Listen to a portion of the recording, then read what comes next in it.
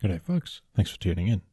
Today's colour theory video is an exploration of grey, and some of the many ways we can create grey beyond using just black and white. We previously looked at both black and white, which I'll link in the description, and the techniques in those videos can easily be applied to grey as well. With our white marines, we experimented with using complementary highlight colours over our foundational layer to build both the value and desaturation necessary to get to an off-white. For black, we instead used warm and cool highlight colours over the same chromatic black mix of blue and brown. Today we're instead going to explore more of those complementary colours, or colours opposite each other on the colour wheel, such as red and green, or blue and orange or brown, as when mixed together they give differently tinted greys, which we can then add white to in order to increase our value. The other difference today is that every colour out here is from a Winsor & Newton Winton starter set, as I want to dispel the idea that you can't get a decent result without higher quality paint. Now this does mean that our pre-glaze will be less staining, our pigments less potent, and our opacity generally weaker, particularly with yellow and red, but none of these are things we can't overcome. So let's get started. As always, we'll start with a cheap large round craft brush and a cap full of thinner, and our minis are primed with Vallejo light grey primer. Now this is mostly so you can see what I'm doing, but you may want to use a darker primer for a project like this, particularly when dealing with more transparent student grade paints, as it'll make managing undertones and visible brushstrokes much easier, but we'll see how we go. So let's start with a variation of a previous experiment, and mix ultramarine blue with burnt umber, similar to how we did indigo and Van Dyke brown on the black marines. We do get a chromatic black, but you'll see how streaky this is, and I'd wagered that this isn't going to bite or stain particularly hard. Now that's just fine, but we do need to factor that in when it comes to things like how long we let the pre-glaze sit, how to approach our highlights, and so on. Notice that I haven't used any thinner yet either. Because these are so transparent and the quality of their pigments is generally lower, I want to avoid further diluting it, or ending up with a wash. Now I usually prefer to use these kinds of beat up brushes for this step, as the splayed bristles help push the paint into those recesses, but it's working against me a bit here, especially over this light primer, but we can come back and adjust later on. How much blue or brown you use will determine the tint and temperature of your grey, so when trying this yourself, you'll want to consider your ratios and the look that you're going for. But the nice thing about this method is that just two colours can give you a whole range of options. I'm leaving the weapons at this stage as I want to paint them with ivory black, so you can see more of the difference between a chromatic black and straight black pigment, and having some of the latter will also help the former stand out. At least that's the hope. Okay, so not too bad. Let's try something different. Let's try this Viridian green, which is similar to phthalo green, along with some cadmium red Deed Pew, which again is not a real cadmium, and you can usually tell this by the use of hue in the name. This mix feels thicker, but you can see it's still very green due to the relative weakness of the red pigment, but it's easy enough for us to add more. Now if you're doing this over black primer, then it'll be much harder to tell how your pre-glaze looks on the mini, so you'll want to pay more attention to how it is on your palette instead, or by testing it on a paper towel. You could also add a touch of white off to the side of your mix to gauge what it'll look like at a higher value. For our last guy, we'll do something a bit different and make ourselves a purple, which we can easily do with a bit of red and blue. Now yellow is complementary to purple, but if we add some then we'll get more of a brown, as while the purple does lower the saturation, the value of that yellow still keeps it higher than I'd like. Thankfully green is also considered complementary to purple, so we'll try that instead. Like with the other combinations, how warm or cool this is up to you. And I think this purple bluish grey we've got going on now is quite nice. If it gets too red, I can add a bit more green to cancel that out. So we're just going back and forth with our complements until we get something we like. Remember, it doesn't have to be uniform either, as all those subtle variations of hue will make the overall piece much more visually interesting. I'm going to use a bit of straight burn umber to knock out the bases, using some thinner here to make sure it gets all the way down into those recesses. Having a more saturated and vibrant base can contrast nicely against our grey marines, drawing more attention to them. But a desaturated base is also perfectly fine if you're going for an overall moodier look. And just some ivory black on the weapons, and the chest eagles too, because why not? And even though I'm focusing on chromatic blacks here, there's absolutely nothing wrong with adding black to your mix to darken it further if you're not quite getting the result you want. Now that our pre-glaze is established, we want to let these sit and give our paint a chance to stain the primer. I'm not holding out hope for a strong stain, but I'm going to give them about 20 minutes to see. You could of course let them sit for longer, but I find regardless of quality, I get diminishing returns after about that long, and at the end of the day, the stain is more of an aid than a requirement, so we'll see how we go. Now we're going to come in with some makeup sponges and very gently try to take some of that excess paint away, while trying to preserve what little stain there is. We don't actually want a lot of paint left behind, as all that material will make subsequent layering and blending more difficult. As you can see, quite a lot is coming off, and we're not being left with much stain. We could wipe less away, but you see how chunky and streaky that pre-glaze is. All that is going to get in the way if we leave it there. What little stain there is will still have an impact, however, and at the very least we now have a wet surface to blend into. And we can easily come back and re-establish shadows later with our foundational mix. At the end of the day, don't feel like you have to preserve the stain at all costs, especially when working with student-grade paint. We've now got 3 very different greys here, and next we're going to introduce a bit of white to each of them to establish some highlights. Now our local value is already quite high, so I don't expect we'll need much in the way of highlights here, but I like to block them in first, as the opacity from the white, even student-grade white, will really boost our transparent pre-glaze, and the overall value sketch will give us a roadmap when it comes to re-establishing our shadows. Here I want some kind of mid-sized filbert brush that'll cover a wide area quickly and efficiently, as we're again looking to establish a value sketch. As we put it on, it doesn't look like it's doing much in terms of value, but if we compare the pauldrons, the white is making both less transparent and less streaky. The pre-glaze is also mixing into our brush as we go, and if we work from top to bottom, then we'll get a subtle progression from light to dark, with no extra effort. That said, I want to keep away from the base and some of the underside for the minute, as I don't want to bring that brown back up when I revisit the higher areas. I can already tell that this episode is going to be a bit of a challenge. If we were to do this again with the same student grade paint, I'd definitely be using a darker primer, even black, but all is not lost, and I want to see where this goes. The reality is that many of you trying oils out will only have these sort of paints, and I'm confident that we can still get a good result from them. Student grade paints are all you need. We just need to be mindful of their limitations and adjust our techniques a bit when using them. Now you can see on the palette the different sort of grey we get from the second one. The red looks quite strong next to the first, but on its own it's a lot more subtle. We can take far greater leaps in value during this step too, and we don't have to stair step like I'm doing here, which is mainly to show you the progression so that you can make your own decisions. And if we compare our mix to the white on the palette, we've still got a lot of room left. Now here the difference is really starting to come through. The subtle purple tones of the third versus the warmer red of the second and the brown of the first. By adjusting your ratios, grey can take on just about any hue, and it doesn't take much tinkering to get a whole host of new interesting ones.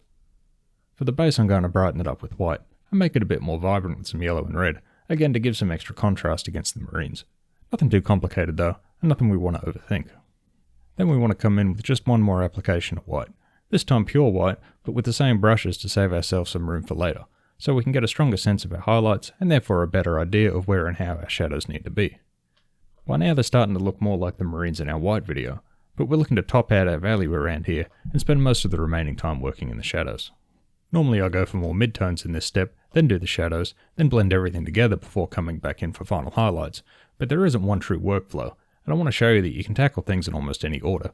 It's also good to know what your options are for when you're working with different colour schemes, as white can generally be tricky to work with when in the wet due to how easily it gets contaminated. In this colour theory series, our techniques have tended to be quite similar, so I try to introduce some variety where I can in the subtleties instead. Of course, if you haven't seen those videos or are just interested in making greys, then hopefully this is still helpful to you on its own, though I do recommend checking them out, as having more options is never a bad thing.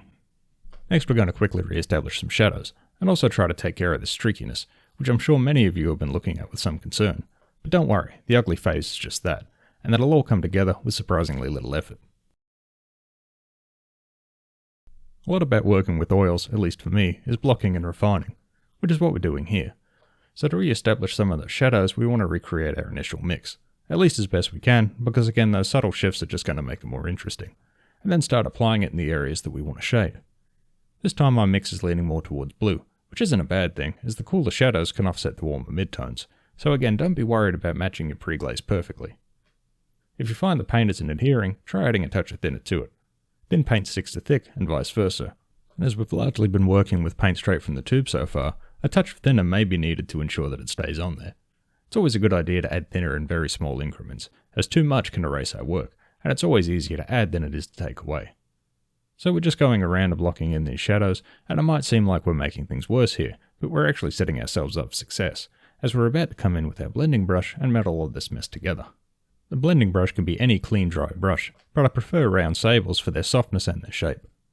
We want to use the blending brush at an angle, using the side of the tip, we gently tap or scumble the areas that we want blended, and just like that we get a very nice transition. It's important to tap and not brush though, as brushing will just push our paint around and result in more streaks and tears. This is also why we remove the bulk of our pre-glaze, as all that excess paint would just be more material to get in the way. You can see this on the inside of the leg, where things are really starting to tear. No worries though, it just takes a bit of patience and refinement and we can still get there. We'll want to periodically wipe out our blending brush to keep it free of paint and debris, or have several on hand to switch to.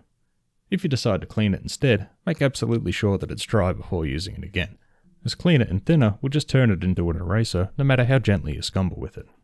One nice thing about blending at this stage is that our blending brush will have picked up some of that shadow colour, meaning we can also use it to blend some of our thicker highlights back down to more of a mid-tone, and then take that same mid-tone to the edge of our shadows. I like to focus more on the shadows and most of all the brush strokes, however, as I expect to come back in with some final highlights later on, and I don't want to double handle those areas. You can spend a lot of time with this step, and I find it quite relaxing and satisfying. With a bit of planning, you can save yourself a whole lot of time when it comes to tidying up like this, and as long as that ugly phase hung around for, it really doesn't take much to get out of it. But again, if you were using a darker or black primer, then those brush strokes would be less obvious, and our shadows easier to establish, so you wouldn't have to spend as long here. The closer to black your primer is, the less saturated your layers will be, however, and that's not necessarily a bad thing, just something to plan for. Like the first marine, I'm going for cooler shadows on the second, leaning more into the green, which also provides a nicer contrast against the redder mid-tone, and likewise with the third. Next we're going to use some pinline washes to boost the definition in the recesses, as while our shadows are there, we can stand to get some more contrast and separation between our elements, such as the plates of the armour, and so on.